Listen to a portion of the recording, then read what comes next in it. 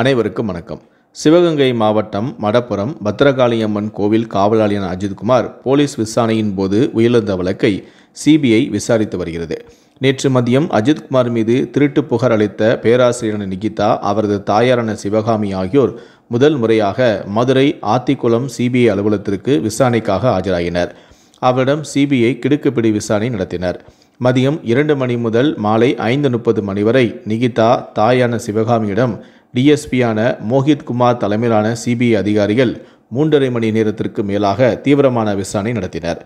கடந்த ஜூன் 27ஆம் தேதி நிகிதா அவரது தாயாருடன் எங்கு சென்றார், மருத்துவமனைக்கு சென்றார்களா, அணிந்திருந்த நகையை எந்த இடத்தில் வைத்து கலற்றினீர்கள், என்னென்ன வகையிலான நகைகள் இருந்தது, நகைக்கான ரசீது, நகை காருக்குள் வைக்கப்பட்ட இடம், வீல் சேர் கேட்டது, அஜித்குமார் பணம் கேட்டது உள்ளிட்ட உரையாடல்கள், அன்று காலை கோவிலில் நடைபெற்ற சம்பவம், திருப்புவனம் காவல் நிலையத்தில் புகாரளிக்க சென்றபோது நடந்தவை குறித்தும் சரமாரியான கேள்விகள் நிகிதாவிடம் கேட்கப்பட்டது. குறிப்பாக சம்பவ நாளன்று நிகிதா அவரது தாயின் செல்போனுக்கு வந்த அழைப்புகள், இவர்கள் ஃபோன் செய்த விவரம் உள்ளிட்டவை குறித்தும் கேட்டனர். இதில் பல கேள்விகளுக்கு இருவருமே தெரியாது என்பது போன்ற வகையிலும் ஒற்றை வார்த்தையாகவும் மலுப்பலாகவும் பதிலளித்துள்ளதாக கூறப்படுகிறது. 3.5 மணி நேர விசாரணைக்கு பிறகு இருவரும் காரில் கிளம்பி சென்றனர். இதற்கு முன்னதாக சிபிஐ டிஎஸ்பியான மோஹித்குமார் தலைமையில் 3 அதிகாரிகள் மதுரை அரசு மருத்துவமனைக்கு நேற்று காலை 11:30 மணிக்கு வந்தனர். டீனான அருள் சுந்தரகுமாரை சந்தித்து அஜித்குமார் வழக்கு தொடர்பான விவரங்களையும் கேட்டறிந்தனர். நிலைய மருத்துவரான அதிகாரியான டாக்டர் சரவணிடமும் பல்வேறு சந்தேகங்களையும் கேட்டறிந்தனர்.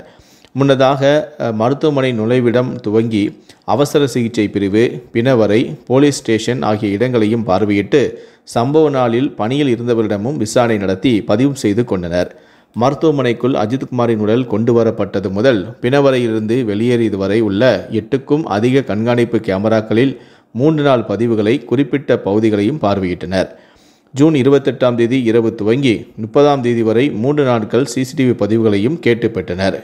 மேலும் ஏஆர் காப்பி, சம்பவ பதிவேடு, death information, police intimation, postmortem request உள்ளிட்ட ஆவணங்களும் சிபிஐ குழுவினரிடம் ஒப்படைக்கப்பட்டது.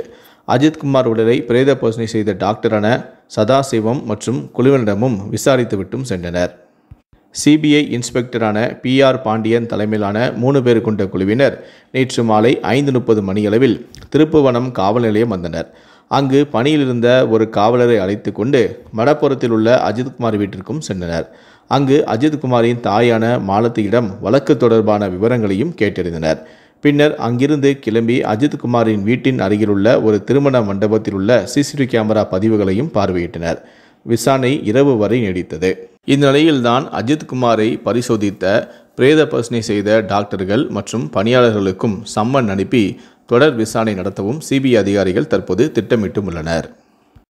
மேலும் இது போன்ற அஜித்குமாருடைய இந்த மரண வழக்கு தொடர்பான அப்டேட்களை உடனுக்குடனே நீங்கள் தெரிஞ்சுக்கணும் அப்படின்னு நினச்சிங்கன்னா மறக்காமல் இந்த சேனல் நீங்கள் சப்ஸ்கிரைப் பண்ணுங்கள். கூடவே அந்த பெல் சிம்லையும் மறக்காமல் கிளிக் பண்ணுங்கள். முடிந்த அளவுக்கு இந்த வீடியோவை மற்றவங்களுக்கும் ஷேர் பண்ணுங்கள்.